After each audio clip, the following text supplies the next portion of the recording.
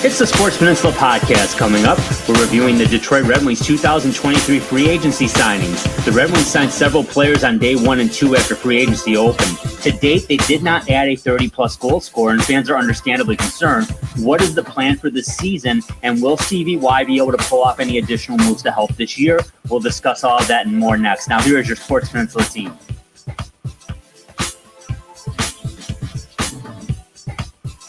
Welcome, everybody, to the Sports Peninsula podcast. My name is Dave Brzezinski-Drew. It is July 6th, a Thursday. We're talking Detroit Red Wings. We're going to talk about the recent free agent signings from the Detroit Red Wings, who they were able to retain, who they were able to pick up on the open market, and also talk about some trade rumors. Some of the folks in Hockey Town may have been hearing some rumors going around. Detroit could be interested in some players, and we're going to talk about that at length. Can't do that without Coach Andy Shield, Marine City Mariners. I'm going to introduce you first. Coach, how are you doing? Drew, doing well. Had a great Tiger game today.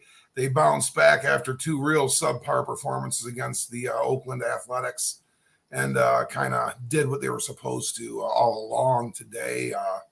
Outside of that, enjoying midsummer and talking Red Wing hockey. Yeah, we love talking hockey, and it's been an exciting draft period, not an off season. And we typically haven't dove this deep into hockey talk in terms of the free agency classes, etc. right afterwards, but the free agency opening directly after the draft, this draft being pretty exciting.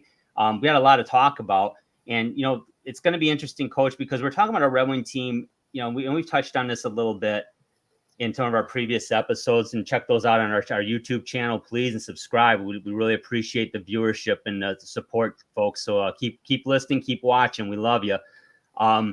We've talked about, though, Detroit, they haven't made the playoffs in 7 years. They haven't won a playoff game since 2013.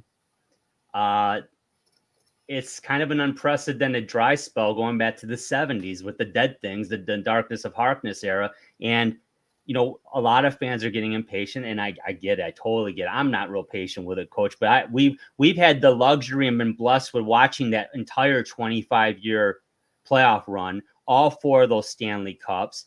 And by the way, even though they missed the playoffs in 1990, they made it for a few years before that too, and made 2 conference final appearances. So this team, since 1986, has been one of the elite teams in the NHL for a long time. And then for the last 7 years, not so much. So we get the impatience. We're fans too. So we're going to jump right into it. Coach, let's talk about what this team did in free agency. But first, before we jump into that, let's talk about kind of the implications of this salary cap for this year and also going into next year. The Red Wings came in with over $30 million in cap space. That was according to SpotTrack.com, which is a great website for understanding the cap and the player compensation. They have right now, after the signings we're going to talk about, $9.8 million in cap space estimated. Now, a lot of you may have heard already and read, Filip Zadina was placed on waivers a few days ago. He cleared waivers. He's on waivers again now for his unconditional release. So what that means, basically, if he goes unclaimed, which he will, because obviously no one's going to pick up the contract, he's a free agent, and the Red Wings do not owe him a dime, and he will not impact the cap. So I guess, Coach, my take on that is good luck, Philip, but it is disappointing that a 6th overall pick, not that long ago, is going to hit the open market and just never came to fruition. Your quick thoughts on Zadina, Coach?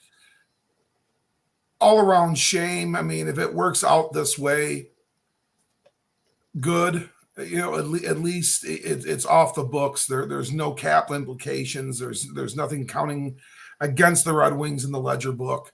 The disappointing part is just what you had said. 6th overall pick. We remember there being some buyer beware with Filip Zadina when he was drafted, although we were very excited to acquire him because he had such huge offensive upside. The talk was this great shot and how he can rally up shots and just absolutely put the puck in the net and doing so at a high volume and high frequency. Never saw anything like that here. Never were going to, other than, yes, he was an offensive-minded player with a heck of a shot. That we got to know what that was with him here. That was about it. Yeah. Signed the 3-year contract last year and wanted out after 1 year, which really, I think, kind of perturbed Steve Yzerman, and rightfully so. They would have walked away from him last year had they been able to do that, or not negotiated this extension. That would never have happened. They would have gladly allowed him to walk. No one is going to want to work with him. You do things this way, which is a really foolish business move on Filip Zadina's behalf. You and I had talked. He's likely to land in the Swedish Hockey League or the Czech League, or the Deutsche League, the German League, the KHL, somewhere in Europe, and make $5 million or more American dollars a year playing the game over there. Going to probably move back and do that. Obviously, no one here in the NHL is going to make that tender, but you know what? Like you said, farewell, Philip. Best of luck. Didn't work out. You weren't going to make the grade here in your draft slot. Fortunately, the way it worked out, everyone's going to be okay. But I don't think Mr. Yzerman's very happy with Filip Zadina right now. No, and really shouldn't be. And I agree with you, Coach. Yeah, of course. And honestly, it's a little embarrassing because Steve Yzerman hasn't often re-signed guys for that long of a term in terms of retaining players. I mean, Dylan Larkin, of course, he went long term. That's Dylan Larkin. That's a total different. That's not apples to apples there. But at the same time, he made a 3-year investment in Filip Zadina and got 1 year out of it. And that's a little embarrassing. And I can imagine he is ticked. And I got that same impression. And we talked about when we reviewed the draft class about how, even though we get as fans the impatience, the frustration, yes, don't take it to fire Yzerman and fire Draper. That's total garbage, but we totally get all the other frustrating parts of this. And we'll talk about that in more detail when we talk about some of these free agents, but it's a business. You've got to look at it that way. It's like anything, guy. You can't even, Coach, right? Back in the day, you could just trust everyone was going to tell you what was right, and then you just move on, right? But now you kind of got to be a hack accountant to really understand the salary cap era and what needs to be done. Look at this list, folks. The Red Wings are estimated to have over $36 million in cap space next year, assuming they sign nobody else leaves, and they roll into next season as is. They signed almost $21 million in contracts this year, including the clean cost income contract who required by a trade. But look who's free agent to be next year. David Perron, unrestricted. Shane Gostisbehere, who we're going to talk about, unrestricted. Dominic Kubalik, Daniel Sprong, who we'll talk about, James Reimer, who we'll talk about, all unrestricted free agents. Here's your restricted ones. Lucas Raymond. Sebastian Kosa, who won't hurt you on the cap. Moritz Seider, big decision to be made there. Big decision to be made there by Steve Yzerman. Doesn't have to go long-term top dollar yet, but he might have to. We'll talk about, we won't talk about it today, but it depends. If Moritz Seider has another great year and is in Norris Trophy consideration, you probably want to lock him up sooner rather than later.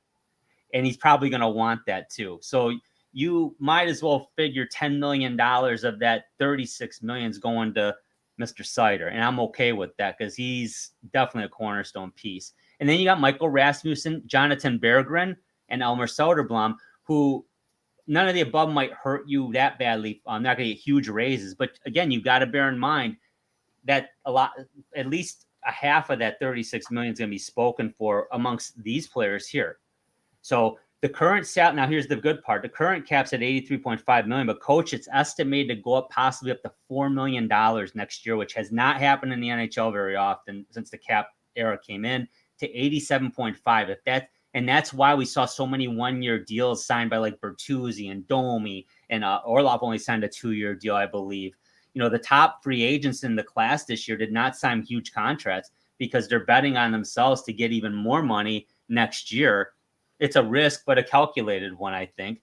But, so that's kind of the scene that we're setting for everybody here, folks. So when you take a look at that, the Red Wings are still in excellent shape. And I'm reading stuff about, well, if they acquire other players, they'll have to get rid of Zadina. No, it helps.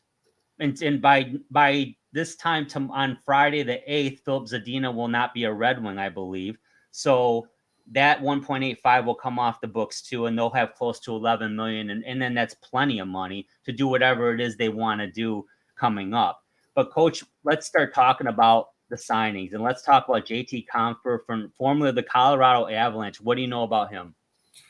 Well, he's a player that's played the last several years, and I believe 7 years specifically with the Colorado Avalanche since leaving the University of Michigan. He played with Dylan Larkin and Andrew Kopp with the Red Wings with them when they were Wolverines. Yep. So there's going to be some continuity and some chemistry there. They know each other. It's going to do things in the dressing room and with the team that are good, that are just not hockey related. Those are things that will show themselves to be positive benefits and residual effects that will go a long, long way. JD Compher is going to come in and fit in right away. 194 points, 88 goals, and 150 penalty minutes, and 423 career games with the Avalanche. 29 points, 14 goals, and 70 career NHL playoff games. So we're talking about an individual that's battle tested. He does have one of those rings. His name is on that cup. And he's a needed center. We need center forwards specifically. Right-handed shot. He's 28 years old. We need centers, and he's an everyday lineup forward. He's going to be an everyday lineup forward for the Red Wings. So this is a great signing and an impact player. Yeah, I agree with you, Coach. I understand the trepidation, and I actually kind of took a breath and said 5 years, $5 million a year. I'm getting Gus Nyquist, Thomas Tatar, Justin Abdelkader, Andrew Kopp, Stephen Weiss flashbacks. A lot of 5-year, $25 million deals. Here's a couple differences, though. One, he is only 28, like you said. But number two, this is a guy, and you can say, well, his numbers are, okay. Franz Nielsen like numbers, right? And that's the kind of contract Franz Nielsen got. Here's the difference. The Colorado Avalanche won the Cup 2 years ago. They've been a Stanley Cup contender for the last 4 years. This guy was good enough to be in that lineup every single night and played a prominent role on that team. And the only reason he's gone is because he's capable of getting this kind of money, and they've got Nathan McKinnon and guys like that, Bowen Byram's going to be getting paid soon. You got Cale Makar. He's not one of those core five. That doesn't mean JT Compher's not a good hockey player. He's a very good hockey player. He's going to look great in Detroit. And like you said, there's that instant continuity with Larkin and Kopp. That's not that they'll play on the same line necessarily because they're centers, but ultimately you got to like that. But this, like I said, if he's good enough to play in Colorado in the last 5, 6, 7 years, he's good enough to be in Detroit. I like this signing a lot too, Coach. That's some leadership there. That's some championship pedigree being added to this team. Let's talk about Justin Hall, formerly of the Toronto Maple Leafs, the defenseman. Coach, what do you know about him? Big and tall, right-handed shot defenseman. They're making about $3.4 million on his annual average salary. And that's what his annual average value against the cap is going to be. He is a double-digit plus player each of the last 4 full seasons, logging 272 games with the Toronto Blue Jays, an in-division rival. Mm-hmm. So this is a player that's, I think that's an important statistical improvement that the Red Wings have worked on with some of their free agent signings and some of the, out with the old, in with the new moves from 2022-23 to 2023-24. Pat Caputo put up made a great tweet earlier today. The Red Wings are like a plus 44 or something like that in regards to some of the players that they let go as compared to what's coming in. Mm-hmm. So that should really be helpful in that regard. Justin Hall is going to improve those fortunes with the pairing that he's placed in. He's a top 6 defenseman on this team, in my opinion. I think it goes without saying. Yep. He's going to be in there, and he should be able to help support the penalty kill too a little bit. Justin Hull is going to really get an opportunity here, and a guy that's going to be 32 years old, who spent the previous 8 years in Toronto, and he also was a Marley for quite some time as well. Good signing for the Red Wings, and it's definitely going to help solidify this team's blue line, because organizationally we're still a ways off with some of our defensive prospects. Yeah, big, strong defenseman, proven defenseman. I get there's some defensive lapses in his game. I saw it in the playoffs too, and I've read a lot of people astutely commenting on it. But you know what? At the end of the day, I see him locked in as a third pairing guy, maybe even the second pair, depending on the situation. But I love that he can kill penalties too. I like big body defensemen that are stay at home. I think with the talent on this team, he's going to be likely with an Oli Mata. I wouldn't put him with like a Ben Sherratt. I think he needs to be with a partner that's more grounded and is a little more responsible defensively. I like Sherratt, don't get me wrong, but I think that wouldn't necessarily be the best pairing on this team. But it's interesting. I like his size. He didn't break the bank. 3 years I don't think it's unreasonable. I'm sure a lot of people would rather have had 2, but I'm sure he wouldn't have signed it. So, you take the good with the bad. But I think it's a good pickup. He's a responsible defenseman. At the end of the day, to be a double-digit plus player in 4 straight years, he ain't hurting you out there. I know he's had some bad moments, but overall, I think too many fans overlooked him because that team's star-studded, let's face it, in Toronto. So you're not talking about a Justin Hull necessarily. You're talking about Austin Matthews and William Nylander, folks like that. You're not talking about this guy. I'd like to talk about him in Detroit. So we look forward to watching him at the LCA, no doubt. Now let's talk about a backup goaltender coach. And we touched on this during our draft review, how the Red Wings had to bolster a pretty dry farm system. In free agency, they took advantage and got a couple too. Here's the first guy, Alex Lyon. Talk about him.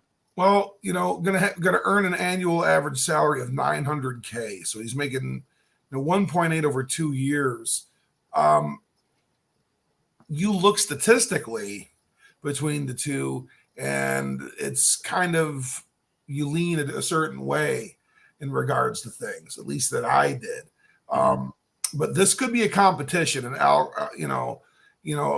is played for the Florida Panthers most recently. 6-year veteran, 4 with the Flyers, 1 with the Hurricanes, and 1 with the Panthers. Played with the Panthers in 22-23. Career .904 save percentage in 39 games. So I just mentioned, that he's played with, for 6 years, in three different organizations. 39 of those games were netted at the NHL level.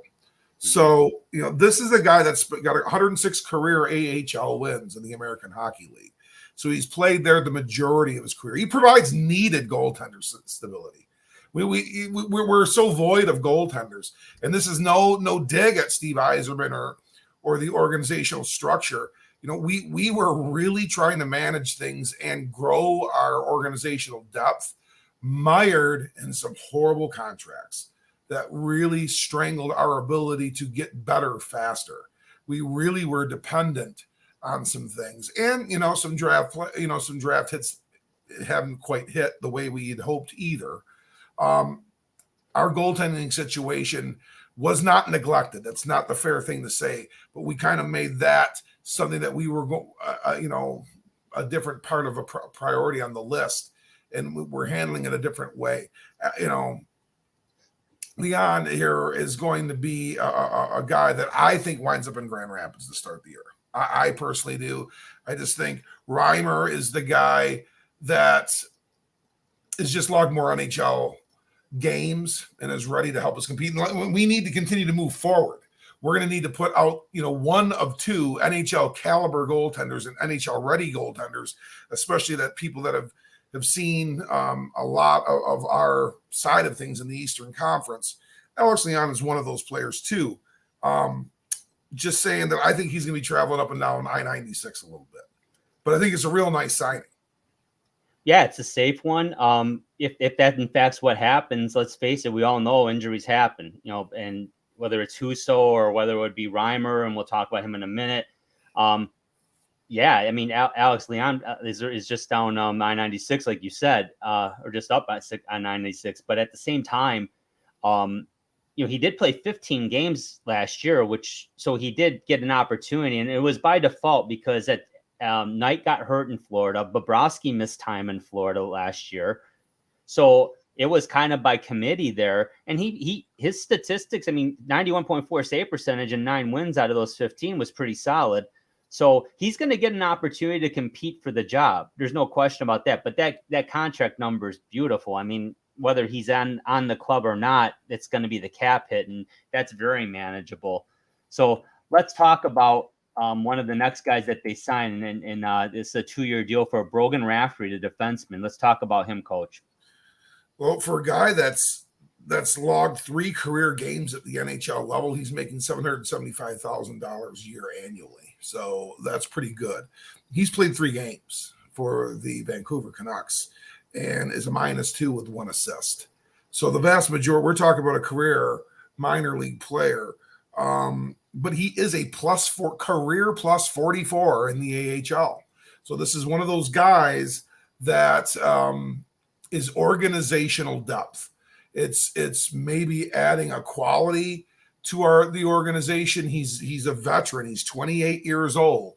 So for a guy to only have played in 3 NHL games and be 28 years old, this is an individual that has definitely paid his dues. Right-handed shot defenseman, which that's great to have. I think we're looking at a piece, for the Grand Rapids Griffins, and somebody that's going to help some of the youth there, kind of provide some stability and support, kind of brace that youth a little bit in Grand Rapids. Yeah, absolutely. I mean, Raftery is going to add depth, like you said. In a key moment, they may need to call him up. He's right there. He'll be available. Hopefully gives a good push in camp to some of the youngsters, helps them step up their game a little bit and see what happens. But yeah, actually, absolutely never a bad thing to add defensive depth, especially if it's not going to hurt you financially and it's going to help your depth in the farm system. It's a good signing. Here's a really good signing, Coach. A 1-year deal. Shane Gostisbehere, the defenseman. He's definitely got a little more of a nose for the net, if you will. Talk about him. Well, the Ghost, Shane Gostisbehere, was a fan favorite in Philadelphia. Yeah. That's the organization that brought him in 2012, and he played parts of 9 seasons in the Philadelphia Flyer organization. A good chunk of them with the Flyers. 2.5 with the Coyotes, and just finished things up with the Hurricanes last year. So he played for both Arizona and Carolina last year. Not a big on the plus minus side of things. He's not a guy that's really pulling the weight on that. He is a career -59, but he moves the puck. This is an offensive minded guy that can really jolster an attack as a defenseman. This is an offensive catalyst, if you will. He can push tempo and be an offensive-minded defenseman that really sends things and creates plays for the Red Wings. Career 311 points and 87 goals in 538 games at the NHL level. This is a guy that scored double-digit goals the last few years. So this is a person that's used to contributing offensively from the back end. And it's a welcome addition for the Red Wings. He's definitely going to provide us with some excitement in that regard. Hopefully for his cases, he's one of these players on one of those 1-year show me deals that wants to cash in on an increasing cap in the NHL for 24-25. That's a great point, Coach. And the Red Wings would benefit from it. And who knows, maybe if it all works out, maybe they lock him up long term. I don't know. I mean, he's only 29, I believe, going to be 30. So he's 30 years old. He's 30. Yeah. So he's still in the prime of his career. It's a nice signing. I could see him easily being the quarterback of the number 2 power play unit on this team. I think that's certainly a position that he's going to compete for, very much so. So I really like the Ghost coming to Detroit. Nice signing there. Here's a real interesting one. Daniel Sprong, the right wing, formerly of the Seattle Kraken, on a 1-year deal. Talk about Daniel Sprong, Coach.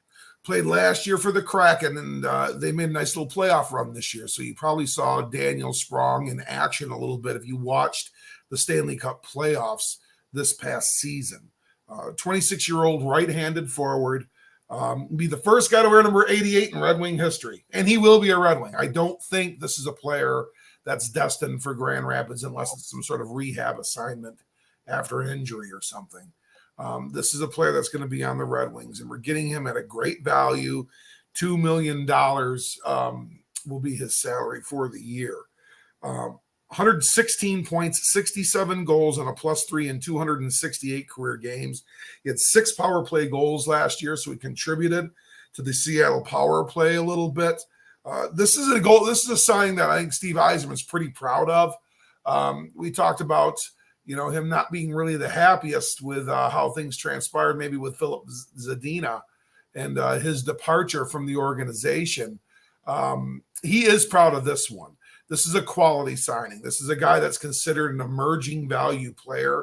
You sign a Daniel Sprong, you really, really look bright because he's kind of a guy that's on the increase of his trajectory as a player. I believe he's a Dutch player. He comes from the Netherlands. Mm-hmm. So this is a player that should really help solidify a role within the 7 through 12 forward slots, lines 3 and 4, if you will. He can support the power play at times and maybe in there on those units at times, in stretches for the season. He's going to be in there. This is a guy that's going to be playing for the Red Wings. Get used to seeing Daniel Sprong out there.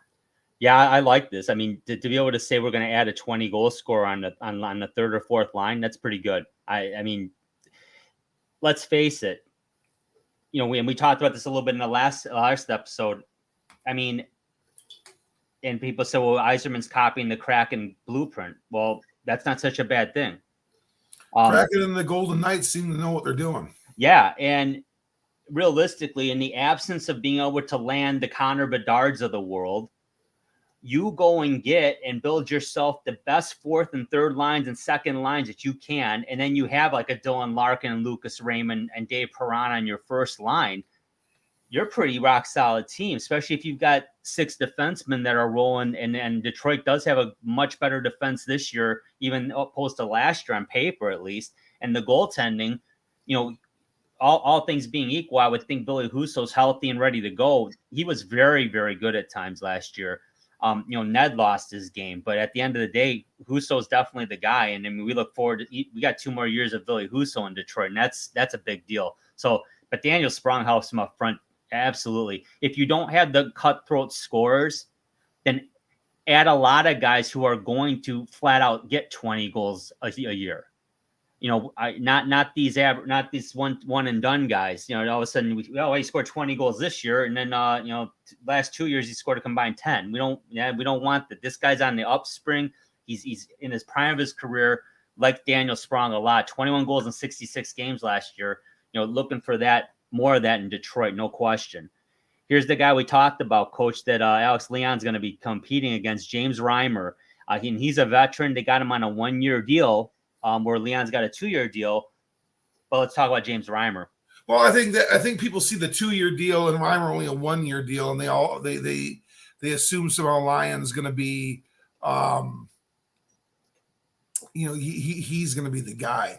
I think Lyon could be the guy in 24-25, but James Reimer is going to be, in my estimation, Billy Husso's primary backup for 23-24. This is a veteran hockey player. He is the age of 35. He's been around the block. He's a left catch traditional goalie, just like Lyon is. 14-year veteran of the NHL, 6 years with the Leafs, played a long time with them. 3 years with the Sharks, 3 years with the Panthers, 2 years with the Hurricanes. He's got a career 9-1 save percentage, 476 games. He's got 204 wins and 28 shutouts. 2.87 career goals against average. This is your best option in supporting Ville Husso. This is the player that I think is going to be up and will be goaltender too. If Husso or Reimer would get hurt a little bit or whatever the case may be, then I think you see Lyon come and jump into the fray. But he's making twice as much money a year as Alex Lyon. This is your backup goaltender. Yeah, and like you said, it should be his job to lose. He's a veteran. Now, my only big concern with Reimer is his stats from last season. He really struggled last year. He only had an 89% save percentage in 43 games, a 3.48 goals against, and only 12 wins. Mind you, he definitely had a rough year. But the expectations in Detroit are clear. You are the backup. You're likely going to play 30 games maximum in a perfect world. Ville Husso is going to play 52, hopefully, and then be your guy in the playoffs, hopefully. But the backup on the Red Wings needs to be able to shoulder close to half the games just to keep Husso fresh. But down the stretch, I would rather have a guy like Reimer who doesn't need to play all the time, but can go in there and perform at a high level and not hurt you necessarily. Last year aside, those are some impressive career stats. He's never been good enough to really hold down a starting job and become one of the top 10 goaltenders in a season per se, but he's always been a high workload guy and a starter for a lot of his career. So it's a good signing. He's a solid backup. So it'll be fun to see the camp battle because I'm sure there's going to be a little bit. So it'll be fun to watch both Lyon and Reimer compete and see what happens. Let's go to another signing here. Christian Fischer, the center, formerly of the Coyotes coach. Talk about him. Well, I really think this signing has potential to have a nice impact, and I think Red Wings fans and a lot of the LGRW crowd could very well like to grow to like Christian Fischer, making $1.125 million a year. He spent the previous 7 years of his career as a right-handed forward with the Arizona Coyotes. So 26 years old, career 111 points, 56 goals, 309 games with the Coyotes. I said the Cowboys because he's in the vein of the great band Tesla, a modern day cowboy. He's what would be known throughout the 80s and 90s as an enforcer. He's a guy that can kind of set that tone.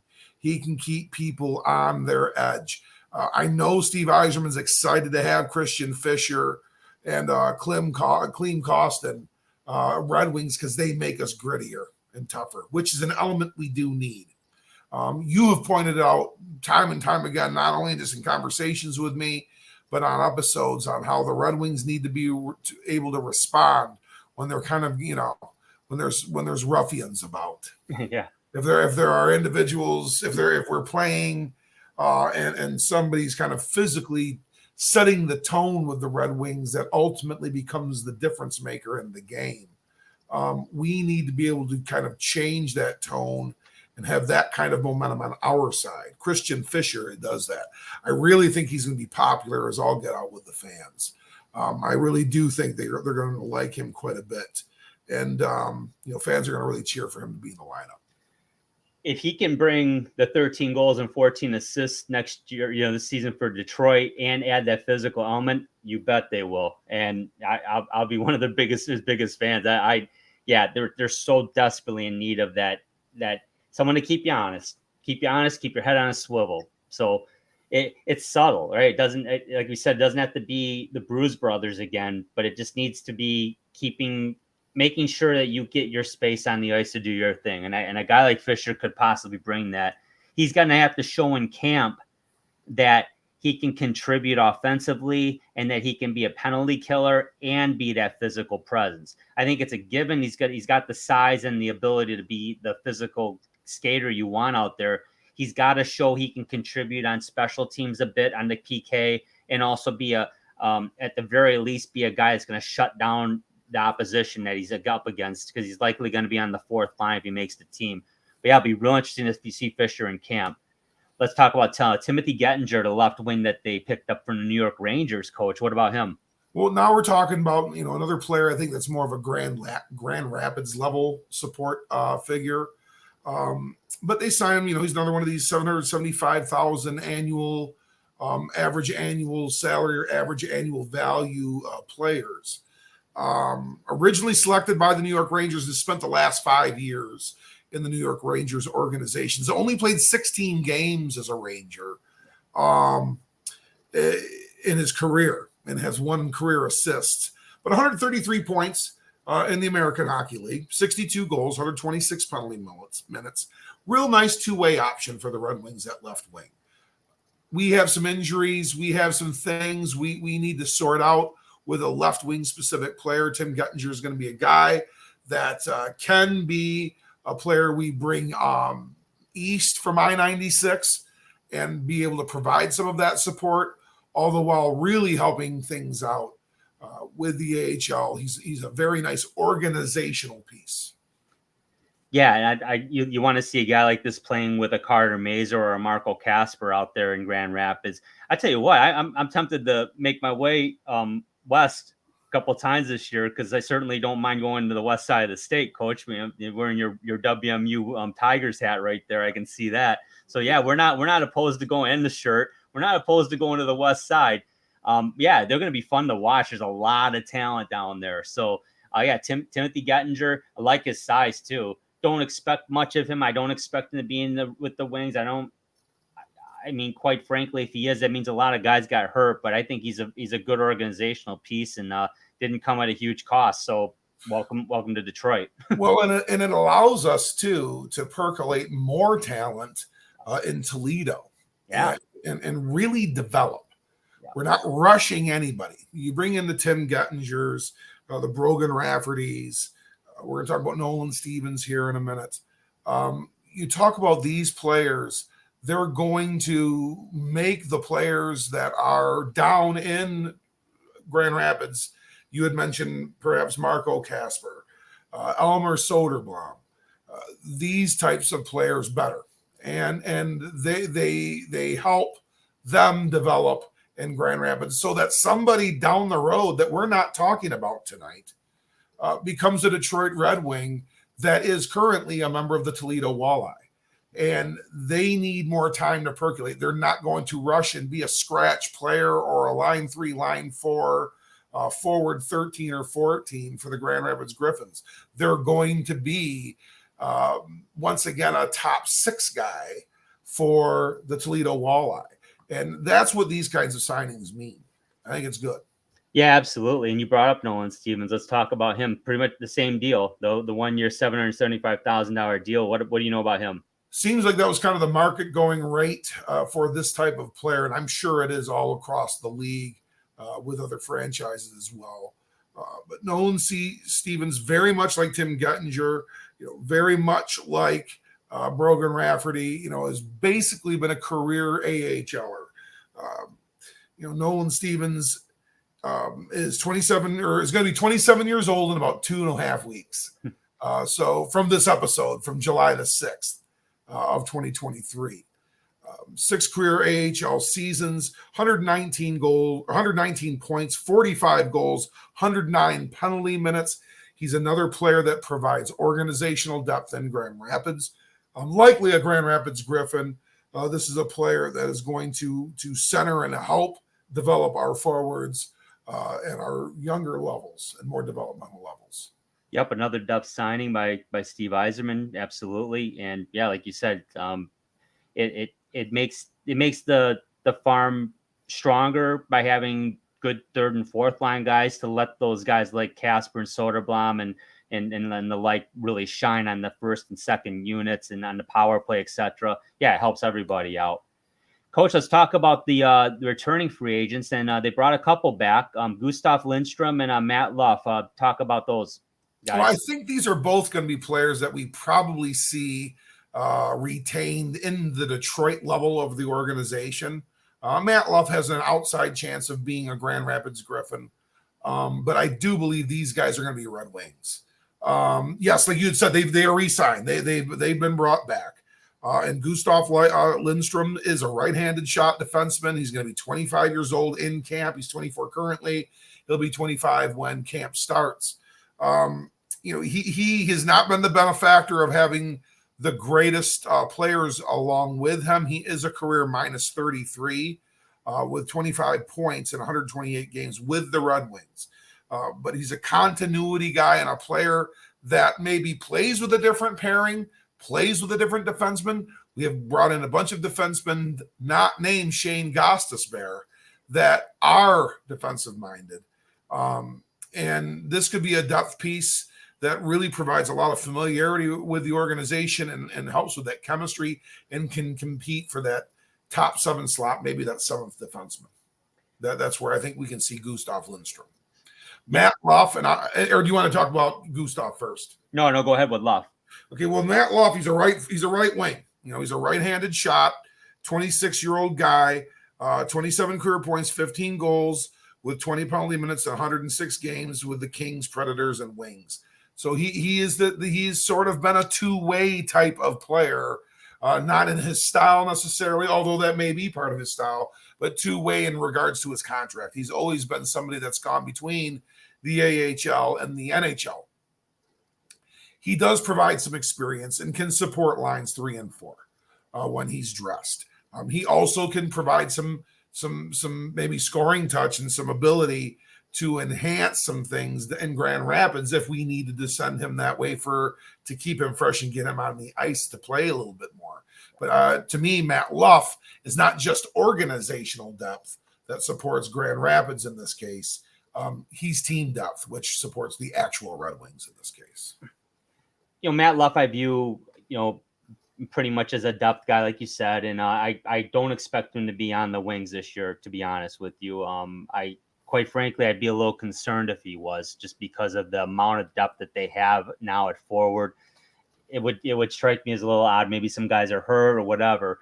Lindstrom, to me, is definitely going to make the Red Wings and is likely the number 7 defenseman. And the reason why is because even though he's young, you kind of know what you're getting with him. And I think they realize what we've seen is what we're going to get. I don't think there's much more upside or a higher ceiling. However, he doesn't hurt you out there, and he's good enough that he can go in there like a good veteran backup can and play at the drop of a hat every third night or whatever. And you got to like that. So that's his value. And then, of course, there will be injuries. He can definitely fill a role and play 10 to 15 minutes a game for you and not going to hurt you out there. It's not going to help you offensively per se, but he's not going to hurt you. So both good depth signings. Now, like we said in the intro, we talked about all these depth guys. Yeah, they bolstered the farm system. They bolstered the 3rd and 4th lines. They maybe even bolstered the 2nd line. They didn't help that 1st line yet, Coach. They didn't get that 30, 40, 50 goal guy. There wasn't a 50 goal guy available, folks. I hate to break it to you. Quite frankly, you could argue there wasn't a 40 goal guy per se out there in free agency. There's guys capable of it, certainly. But the big rumor, and let's just talk about it, is Alex Debrincat out of Ottawa, who is a restricted free agent. Now, Coach, this is a guy who's been in the league a little bit here. He was picked by Chicago. He's a 2-time 40-goal scorer. He scored 41 goals on 2 different occasions. Now, you could say, hey, yeah, it's great. And then the argument is, well, as with Patrick Kane. Well, he'd look good next to 71, though, wouldn't he? I'd like to think Dylan Larkin, who was put up in his career very similar numbers Alex Debrincat has to Dylan Larkin. Not quite a point per game guy, but pretty close. Larkin's going to get you 30 to 35 goals. Debrincat's going to get you 35 to 40 goals. He's got speed. His game is very similar to Larkin. He's got speed and he's quick. He's got jump. He had 27 goals and 66 points last year with the Senators. He was traded to Ottawa, I believe was on draft day last year, and that was a big trade. He's got a right-handed shot. He's got a great shot, and much like his nickname, the Cat, he's quick. And he's not afraid of a little contact. He's not huge. He's 5'7", 170. There's people afraid of that. I've got 82 reasons why I'm not, and that's how many goals he scored in those 2 years. He got 41 in each. So concerns about his size, yeah, if you were drafting him, I think he's proven he can play in this league. But And he's from Farmington Hills. This is great. He played for Victory Honda in youth hockey. That's an awesome thing. That's great stuff. This is a big, big, big business decision. And coach, here it is. First question is, what's it going to take to get him? What we're hearing is he wants a contract, or reading close to what Timo Meyer got in New Jersey, which is a 7-year deal valued at about $8.8 million a year. That's what Dylan Larkin got. Okay. Now, statistically, it makes sense. And if Larkin and Meyer got it, Debrincat should too. That makes sense to me, coach. But what will it take to sign him long term? Well, I think I just touched on that. Now, here's the question I want to ask you. Do you view Alex Debrincat, knowing the financials roughly, we know what the Red Wings have in cap space. We also know that Moritz Seider is going to take $10 million of that away next year. If the Red Wings trade for Alex Debrincat, that tells me they view him as that kind of player. Do you view him as that kind of player, and would you make that deal? Now, I'm not talking compensation in terms of trade, but would you go after Alex Debrincat knowing you'd have to pay that to get him? Yes, because he adds exactly what we need, and that's goaltender or goals and scoring. Yeah, we want to put him in the other net. Yeah, right. Yeah, sorry about that. No, it's just we haven't done that in how many years, right? This whole thing has taken a little longer than anticipated for a couple of primary reasons. One of which was we were really hamstrung in what has been referred to for a long time as cap hell. And we were only going to be able to get so good during this rebuild. We were going to have some rookies really step up big and make really, really large, sizable impacts for us. And, we never got the fortunes, and there's nothing that we can do about it. We don't need to belabor on the fact that we didn't get Alexis Lafreniere. We didn't get Bedard. We didn't get some of these guys. And we took some other players over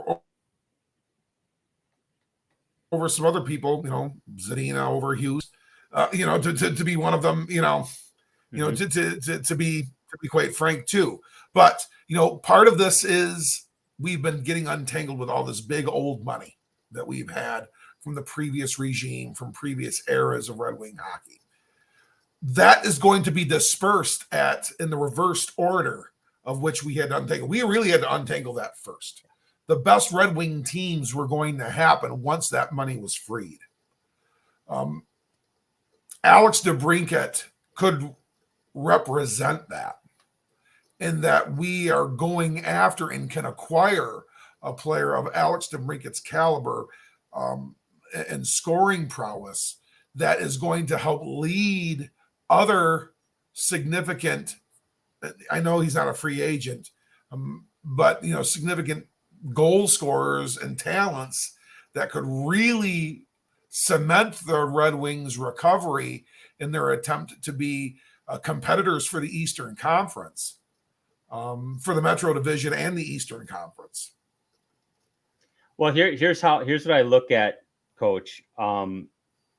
With Debrincat, if you give, he wants to be in Detroit, and that's a good thing, because they traded a guy named Tyler Bertuzzi, who I was convinced did not want to be in Detroit, and I think I probably am right, because he's not going to ever play in Detroit again, at least not anytime soon. In the opposing locker room. He'll come and play against us. That's fine. Move on.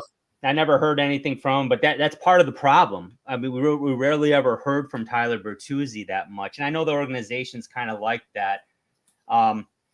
Yeah, okay, whatever. We move on. But Debrincat, to me, now what's it going to cost you? Okay, now here's where we get into some good conversation. I'm hearing names thrown around, and here's one, Jonathan Berggren. And I would understand everyone kind of puckered up real quick. Like, whoa, wait a minute. Jonathan Berggren. I like Jonathan Berggren. Don't get me wrong. But you can't tell me that you're going to acquire, even though you've got a division rival, over a barrel. And And I got jacked with on Twitter about this because I'm like, I know teams trade within their division, but it ain't your first option. And quite frankly, it's one of the last things you want to do. But if you have to, you have to. Detroit's one of the only teams in the league that can afford him, that also are on the upswing of a rebuild and have assets to give back too. They have Detroit checks every box. And oh, by the way, he's from Farmington Hills, so he wants to be here. All good things. Now, but what's it going to cost you? If it's Berggren, I'm inclined to at least think about it. He had 28 points last year, his rookie season. In 67 games, he had 15 goals.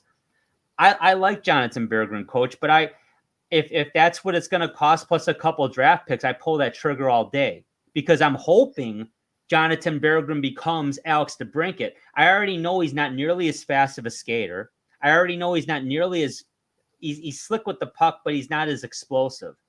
I do know he's a very good playmaker, and I foresee Jonathan Berggren being an assist machine potentially as a ceiling.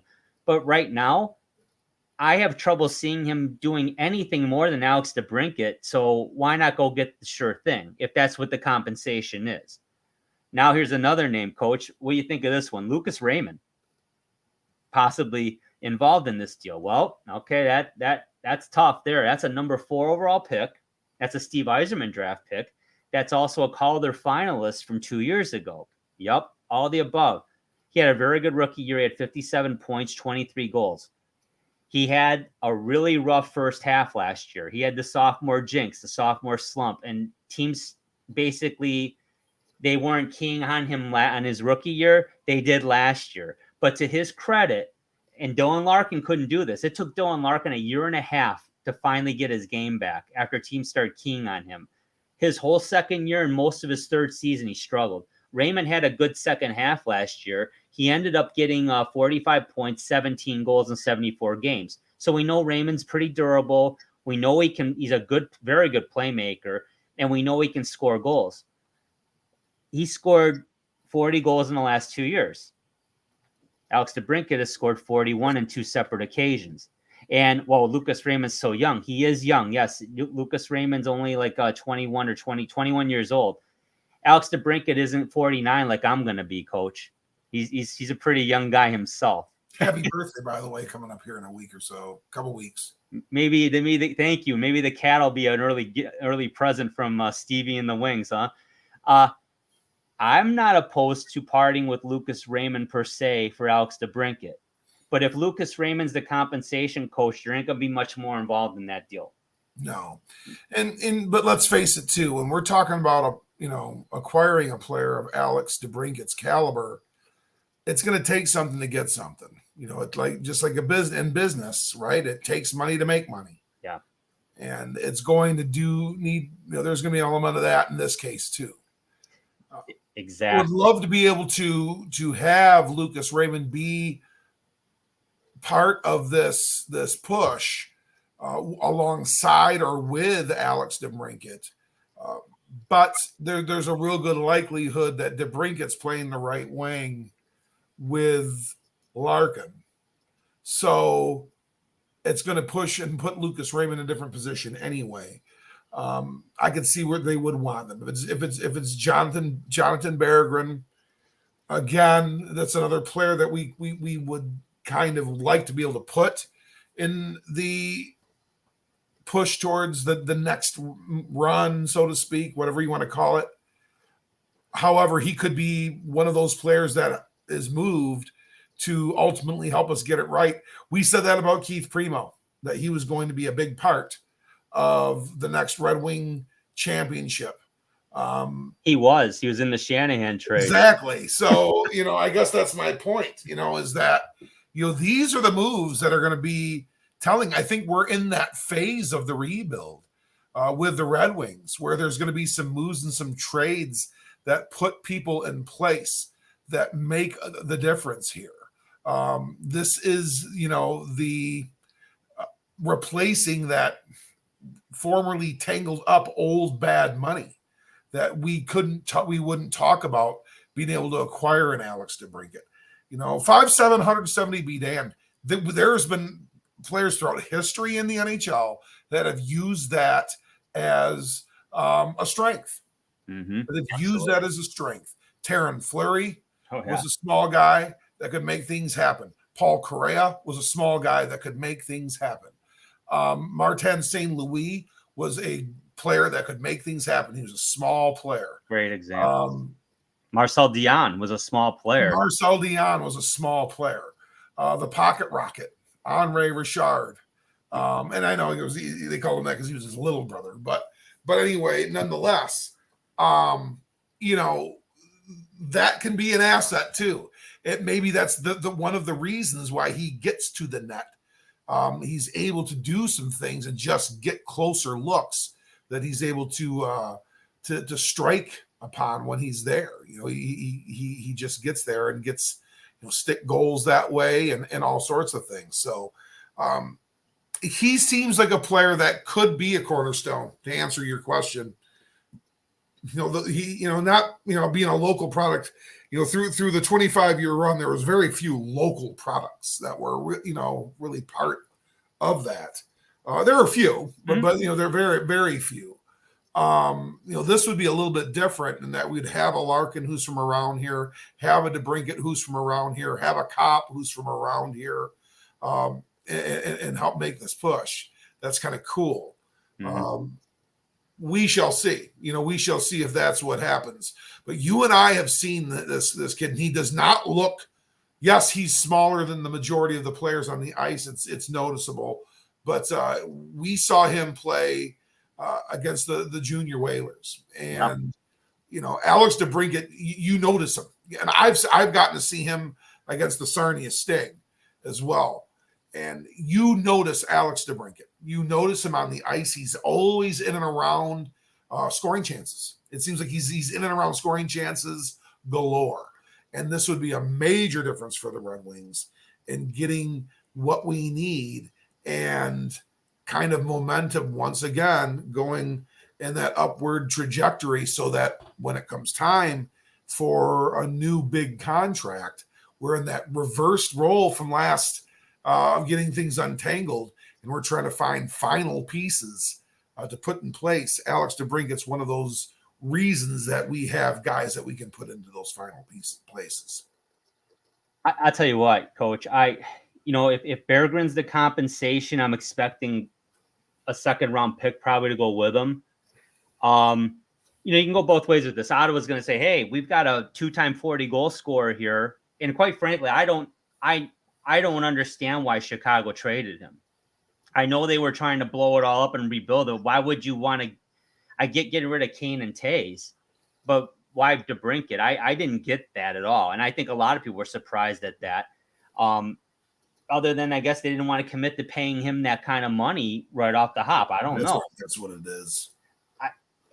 It probably, and then now Ottawa, they know they've got Brady Tkachuk, they've got and Tim Stützle, and there's a few others that they're going to have to pony up money for. So they already know they can't go all in on an Alex Debrincat because they've got those other guys that they've got to pay to. And it's no knock on Debrincat. They're great players too, though. So something's got to give. So Detroit, that's leverage for Detroit. Now, Ottawa doesn't want to just give away a guy like this to Detroit and say, here's the cat. Yeah, we'll just take a couple draft picks and a used puck bag. No way. No way. However, on the flip side, Steve Yzerman could just actually say, you know what? We're pretty comfortable where we're at. We'll go forward and we'll have a plan for next year, and we'll play hard this year, and good luck to you. What are you going to do, Ottawa? You're going to just sit on him and get nothing? Because he doesn't want to play for you and you don't want to pay him. You've got to get rid of him. And Detroit is one of the few options. Now, I know the Islanders have been prominently mentioned. The Ducks are being mentioned. I haven't heard a lot of smoke with the Ducks. Did hear a lot a few days ago with the Islanders, but now it seems like it's just heavy Detroit. So we know he wants to be there. I think it's obvious the Red Wings are certainly interested, or there wouldn't be any talk. It's like you said, it's a matter of, can they get the compensation aligned for the player and for the trade itself. And I think we'll find out pretty quick here in the next, I would like to think in the next 48 hours, we would know. So hopefully by next week, Monday, the 10th of July, we'll know if Alex Debrincat is going to be a Detroit Red Wing or not. But we'll see. I think a less patient general manager may have landed Alex Debrincat on the trade, or excuse me, on draft day on day one, but the compensation may have been pretty stiff. And I think, to me, this only speaks to the patience of Steve Yzerman, knowing he could wait it out, gambling on his intuition that he could wait it out, and lo and behold, they're the front runners to get him, but probably not for the same price tag it would have cost them back on July or on June 28th when the day one when the draft was on. So very curious to see what happens here. But wrapping this up, Coach, I mean, I think it's obvious the Red Wings got better, but in your view, aside from a Debrincat trade, did the Red Wings get markedly better with these free agency signings? What in your view? Oh, 100%. 100%. I really think, we did. I really do think we got better. With the Wings, probably the piece that got us, really so much better was that, last year we said goodbye to players like, Tyler Bertuzzi, Hronek, Jakob Vrana, Adam Ernie, Pius Suter, Jordan Osterley, Robert Haag, Zadina, Oskar Sundqvist, which too bad. I thought that was going to work out. Yeah. But really, we gave up 50 goals and minus 40 with those players. And the players that we've acquired, and that includes some of the guys that have not contributed a ton at the NHL level. We have a plus 13 in the goal differential. We've acquired 63 goals thus far, and a plus 43 in 22-23. A minus 40 to a plus 43. It's a big swing. That's an 83 plus swing. I think the caliber of hockey got better. I think that speaks volumes to bolstering that third and fourth line. They cannot afford to have third and fourth lines or a third defensive pair that's going to hemorrhage goals. It can't happen. They know they don't have the cutthroat score on this team. They don't have it. And you've got to be able to prevent. Not only you got to be able to prevent goals, but they can't keep losing games 2-1 or 3-2 because they're unable to score. But then when they finally try to turn on the offense, they lose 10-7 or 10-6. That's not going to work either at all. So, yeah, they've gotten much more responsible defensively. They've become bigger. They become a little faster. They become a little more difficult to play against physically. All of that, those intangibles speak volumes. Those intangibles are the reason why Detroit did not make the playoffs last year, and injuries. I argue if they were more abrasive and Michael Rasmussen didn't get hurt, they would have been that close to making it. They may have gotten in. I don't know, but they rolled into that. They swept their Western Canada trip. And it looked like, oh my gosh, that hasn't happened in forever. And then Ottawa just humbled them big time. And that's a team that's right with you in your rebuild, which again, here you are. Both teams are talking. We got Debrincat, but you're a division rival, but we can't sign them, but we know you can pay for them. So we want something back. Yeah, I think, honestly, I agree with you, Coach. They did get better. Now, if you add Debrincat, yeah, it's going to cost you. It may hopefully it's not Reimer and Berggren. Maybe it's other assets that we're not talking about. I don't know. If it is, God bless you, Stevie Yzerman. But I can't imagine they can get Alex Debrincat without parting with a guy with a forward like a Berggren or even a Raymond. I read pranksters tweeting about Mort Seider. I'm like, yeah, whatever. Then we move on. Yeah, that's not going to happen. But yeah, it's exciting. So hopefully this time next week, we're talking about the Detroit Red Wings adding Alex Debrincat to this club. But, to wrap it up, Coach, you got any final thoughts on the Red Wings before we close this one out? Oh, no, it's going to be exciting because I think they're definitely, while we have a role to open, we have a roster spot open now with Philip Zadina, no longer a member of the organization. It's going to be really interesting to see how they fill it. But I certainly do think, and I understand plus minus, okay, for Hull, he was out there with Austin Matthews a lot and some of those kinds of things. I understand some of those are a byproduct of them being on better teams with better players scoring more goals. But honestly, they had something to do with it too. They supported plays that ultimately led to goals. And I do think they got better in that regard. And it's going to be real exciting to see how things finish out in getting the Detroit Red Wings side of the organization as rosters filled out for the 23-24 year. Cannot wait for camp to start in Traverse City. We got a lot going on here in Detroit soon. NFL camps will kick off very shortly here in a couple weeks. That's going to be huge. We're in the heart of the baseball season, but yeah, we're looking forward to going to Traverse City in early September and see how this team shakes out. Yep, can't wait, but it's going to be exciting to see if Debrincat becomes a Red Wing, that's for sure. So for Coach Andy Shield, the Marine City Mariners, my name is Drew. Everybody take care. Thank you so much for subscribing, for watching, for listening. We love you. Take care. We'll talk to you soon.